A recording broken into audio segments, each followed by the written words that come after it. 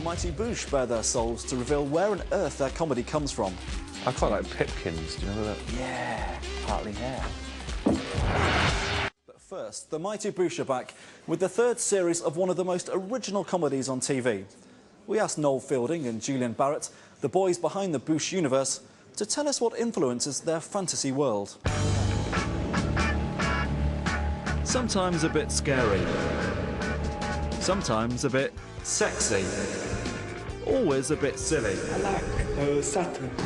The Boosh are back for a third series. What can one expect from the new series of the Mighty Boosh? Oh no, I mean, Julian Barrett. I don't know. We've got a whole panoply of things happening in the new series, haven't we? It's like a big fat quiche of ideas. It's like a palimpsest. It's a culture show, yeah.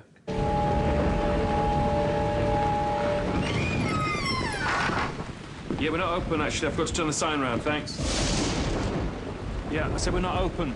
Hitcher's coming back. What have we got here? He's pretty evil in this one. Yeah, there's a whole episode about the Hitcher.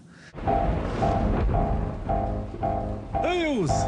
He's old school Dalston, so he doesn't really like the fact that we've moved in. Eels! Join in, boy! Eels? Yeah, it's a good one, isn't it? Eels. I'm just going to caress this throughout the interview. It's quite nice to hold them. It's like a big marble. I'm thinking in terms of like when I was a child with the marbles. Like a ball bearing. That's how big the You marbles were never were, that wasn't it? small, though, were When I you? was That little, you yeah. held a marble like this? Yeah. What were you, like a sort of peanut? That's no marble. That's the Boosh sphere of influence. Let's start at the beginning. Childhood. Childhood influences. Well, there's Raggety. See the way I did that? Smooth like syrup. Raggety, yeah. Raggety. Rupert Bear. Yeah, I think it was a certain incarnation of Rupert Bear that we must have seen. He was like a puppet, a wood nymph, and he was sort of... A root, I think he was, wasn't he? He's like a little root sprite, wasn't he? A weird turnipy face. I think he used to cause mayhem when he came out, though, didn't he? He was quite anarchic. I don't mean he just came out. He used to come out and push people over, sort of do stuff, urinate on people. He was quite sort of crazy, wasn't he? A bit like a bouffant. Yeah. When was that? In the 70s? I quite like Pipkins. Do you remember that? Yeah, Hartley Hare. My name is Hartley Hare, and today I'm going to talk to you about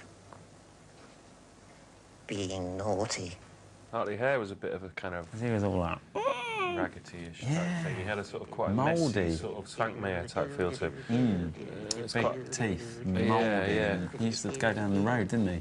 Like in real life on location, but a puppet going down the road. You made me do so many naughty things today that nobody likes me, and I'm very unhappy. Ah, I didn't mean it, Michael.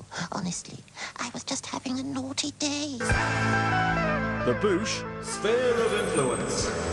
Music. Musically, we're influenced by...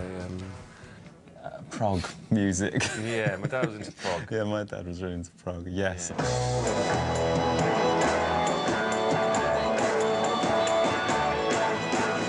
My dad was into a lot of jazz fusion, Mahavishnu Orchestra.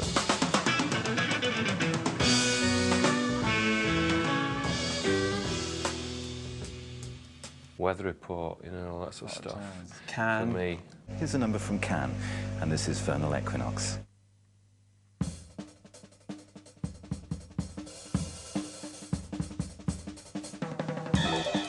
But my dad used to DJ at sort of Rasta clubs at some point, so he's got quite eclectic taste. Is that where he got called Yellow Man?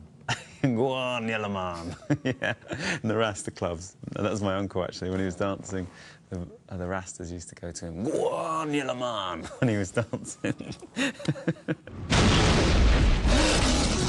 2, 1, 2. Yo, check this out. It's the jump off right there. I want everybody to put your rope down, put your guns down. We like a lot of rap as well, the Wu-Tang Clan, Cool Keith. They've got characters and they've got... They have sort of lots of different characters and... different aliases. They do albums for just an alias. Amazing. It's like having different characters in a sketch show. And, but in prog, you know, concept albums, they're sort of... Yeah, that's how I sort of was massively influenced by War of the Worlds and Journey to the Centre of the Earth. Yeah, narratives. We are really interested in stories, aren't we? We're thinking of doing a sort of an album or something, and our first thoughts were try and do a concept album, a type of narrative type thing, a bit... Because it's sort of, to try and to stuff in between, to link it and make it feel like you're entering into a world, which what I always supposed love to do when I was young. Magic worlds. The Boosh Sphere of influence. Film. My favourite film's Performance. Donald Camel, Nicholas Roeg. Nothing is true. Everything is permitted. Eh? I must have watched it 200 times, and it's got great music in it, and it's got great editing, and it looks fantastic. You haven't watched it 200 times? I must have, yeah. Really? Yeah, it's the film I've watched most in my life. I used to just put it on when I was getting ready to go out, and I'd put it on... At one point, I put it on every single day. I was obsessed with it.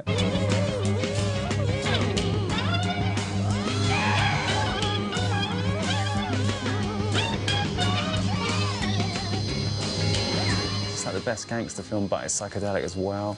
It's got Jagger in it. It's got everything, that film. It's such a good film. Getting into, what's his name, Jodorowsky recently. Yeah. El Topo. His stuff's just incredible. It's like eating a whole meal of chocolate and then having to eat loads of sweets. It's like it's so rich with imagery and stuff. It wears you out quite quickly, but just sort of outstanding, the amount of images packed into one film.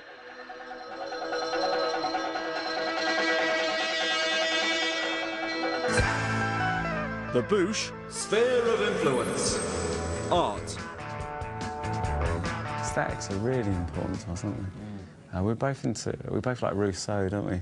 Yeah. I really love Rousseau because I love the same way that I love, you know, the Jungle Book. It's just the idea of the jungle is more powerful than the actual jungle. So it was a much more magical, imagined jungle, so it was much more sort of powerful because it was dreamlike and strange and exotic to him, rather than actually, if you go to the jungle, it's probably full of big bugs and is a bit creepy and not as visually pleasing. So we tried to give the show a look, don't we, in that way.